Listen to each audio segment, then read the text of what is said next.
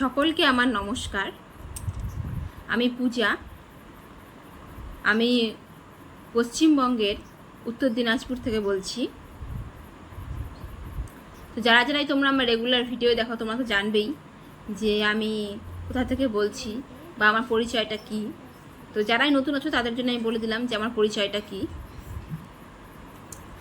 তো অন্নপূর্ণা যোজনা নিয়ে সবার মনের মধ্যে তর্ক বিতর্ক নানা প্রশ্নের সৃষ্টি হচ্ছে।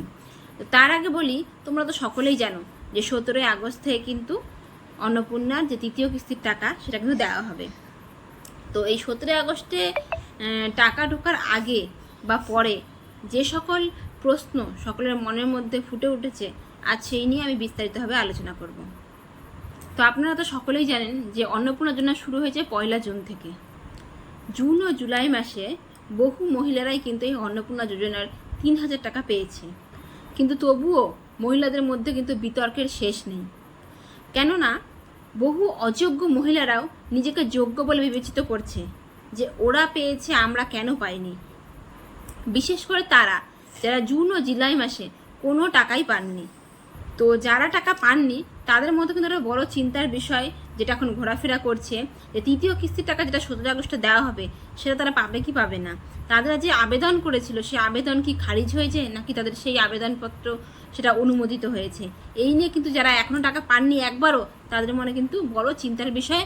আর সেই নিয়ে কিন্তু তাদের মধ্যে নানা তর্ক বিতর্ক কিন্তু চলছে। অনেক অযোগ্য মহিলারাও বলছে যে ও পাচ্ছে, আমি কেন পাবো না, আমারও তো পাওয়া দরকার। কিন্তু দেখেন, আপনারা নিজেকে অযোগ্য বা যোগ্য বলে বিবেচিত করলে হবে না। সরকারের খাতায় যারা প্রকৃতই সরকারের নিয়ম মেনে সরকার যেসব শর্তাবলীর কথা বলছেন সেসব শর্তাবলী যারা ক্যাটাগরিতে পড়েন, যারাই যোগ্য বলে বিবেচিত হবে তারাই কিন্তু এই অন্নপূর্ণা যোজনার 3000 টাকা পাবে। কোনো মহিলা যদি অযোগ্য হয়ে থাকে, সে যদি নিজেকে যোগ্য বলে বিবেচিত করে, সে কখনোই কিন্তু এই সুবিধাটা পাবেন না।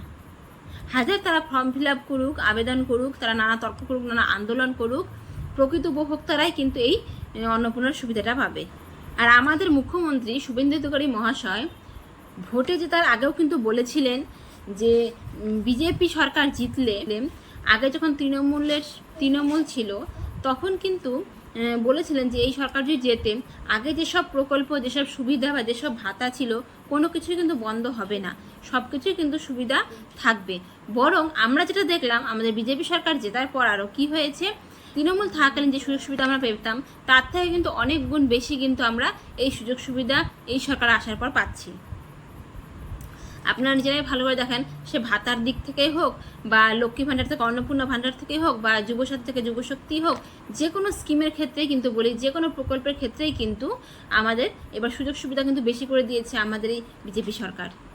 তো তিনি যেসব কথাগুলো দিয়েছিলেন যে আমাদের এই সরকার আসলে এই এই পরিবর্তন হবে বা ওই পরিবর্তন হবে, সব কিছুরই কিন্তু তিনি কথা রেখেছেন। আবার যেটা লক্ষ্মী ভাণ্ডার থেকে যে আবার অন্নপূর্ণা ভাণ্ডার দিয়ে যে 3000 টাকা যে সুবিধা করেছেন, খালি এই বলে নয়, আমাদের কিন্তু যেগুলো সুবিধা আগে আমরা পাইনি সেই সকল সুবিধাও কিন্তু তিনি আমাদেরকে দিয়েছেন। আর এর সাথে তিনি এও বলেছেন যে আমাকে আরও সময় দিন, আরও মাসকে মাস যাক, বছরকে বছর যাক, তাহলে কিন্তু আপনারা আরও সুবিধা পাবেন। কেবল এই কয় মাস হলো আসা, 3 মাসে কিন্তু আমাদের কত সুযোগ সুবিধা দেখেন করে দিয়েছেন। তাহলে আরও মাসকে মাস, বছরকে বছর গেলে সামাজিক কল্যাণ এবং প্রতিটি জনগণকে কিন্তু নানা সুযোগের সুবিধা তিনি করে দেবেন। তিনি যে প্রকল্পেরই সুবিধা দিবেন, তিনি কিন্তু কোনো জাতি ধর্ম এইসব কিন্তু বিভেদ করে কিন্তু দিবেন না। যারা প্রকৃত উপভোক্তা, যারা যে প্রকল্পের জন্য প্রকৃত যোগ্য, তাদেরকে কিন্তু সেই প্রকল্পের সুবিধা দেবেন। এতে কিন্তু তিনি কিন্তু কোনো ধর্ম, কোনো জাতি বা কোনো সম্প্রদায়ের দিকে দেখবেন না। যেটার প্রকৃত যোগ্য উপভোক্তা সে সেটা সুবিধা কিন্তু অবশ্যই পাবে। আমাদের মুখ্যমন্ত্রী বলেছেন তিনি সরকারি যে নিয়মগুলো বা শর্তাবলীগুলো আছে সেই সকল শর্তাবলী নিয়ম মেনেই কিন্তু যোগ্যদের অ্যাকাউন্টে এই অন্নপূর্ণা 3000 টাকা করে দেওয়া হবে। অন্নপূর্ণা যোজনার জন্য 2.16 মানে 2,16,00,000 লোক আবেদন করেছেন। আর এই আবেদনের যাচাইয়ের কাজ করার জন্যই কিন্তু আমাদের যে পোর্টালটা আমরা স্ট্যাটাস চেক করতাম, সেই পোর্টালটা কিন্তু বন্ধ রাখা হয়েছে। তিনি নির্দিষ্টভাবে এটা ঘোষণা করে দিয়েছেন যে 17ই আগস্ট থেকে কিন্তু নিয়মিতভাবে অন্নপূর্ণা টাকা দেওয়া হবে। এবার রিভেরিফিকেশন কমপ্লিট করার পর যারাই এই অন্নপূর্ণা যোজনার প্রকৃত উপভোক্তা তারা এই আগস্ট মাস থেকে প্রতি মাসে নিয়মিতভাবে কিন্তু এই প্রকল্পের সুবিধা পাবেন। এখনও কিন্তু আবেদনগুলির যাচাইয়ের কাজ করছে রাজ্য সরকার। তিনি এই কথাটি বারবার বলেছেন। অন্নপূর্ণা যোজনার এই 3,000 টাকা করে পাবেন সকল যোগ্য মা বোনেরা। তিনি বলেছেন যে এই পোর্টাল বন্ধ রেখে শুরু থেকে আবার যাচাইয়ের কিন্তু কাজ চলছে। তার সাথে একটা কথা বারবার রিপিট করছে যে সরকারি নিয়ম মেনেই কিন্তু এই টাকা দেওয়া হবে। কারণ যারাই হয়তো ভাবছেন যে আমার কেন আমি জুন জুলাই মাসে টাকা পেলাম কিন্তু আগস্ট মাসে কেন পেলাম না, সেই জন্য কিন্তু বারবার এই যাচাইয়ের কাজ চলছে, যাতে যেগুলো সরকারি নিয়ম আছে সেই সব নিয়ম তার সাথে যাচাই পুরো কিন্তু এটা কড়াকড়িভাবে করার পরেই কিন্তু আগস্টে তাদের টাকা ঢুকবে। আর আগস্টে একবার টাকা ঢুকলে তাদের কিন্তু আর কোনো চিন্তার বিষয় নেই। আগস্টে টাকা ঢোকা মানে প্রতি মাসে টাকা ঢোকার সমান। আগস্টে যেই টাকা ঢুকে যাবে তখন আপনারা নিশ্চিন্ত হয়ে যাবেন যে তখন থেকেই কিন্তু আপনাদের প্রতি মাসেই টাকাটা ঢুকে যাবে। 17 তারিখ থেকে সকলের অ্যাকাউন্টে যাবে এই সরকারি টাকা। আর তার সাথে তিনি এও বলেছেন যে এই সরকারি টাকা ভারতবাসীরাই পাবে, কোনো বাইরের বাংলাদেশি বা কোনো যারা ভারতীয় নন তারা কিন্তু কোনোভাবেই এই সরকারি টাকার সুবিধা পাবেন না। সেই জন্যই তারা কিন্তু এত যাচাই বাছাই কাজ করছেন। যারা এই দেশের নাগরিক না বা যাদের ভোটার লিস্টে নাম নেই বা যারাই এই 2026 সালে ভোট দেননি তারা কিন্তু এই অন্নপূর্ণার যোজনার যে 3,000 টাকা সেটা কিন্তু সুবিধা থেকে বঞ্চিত থাকবেন।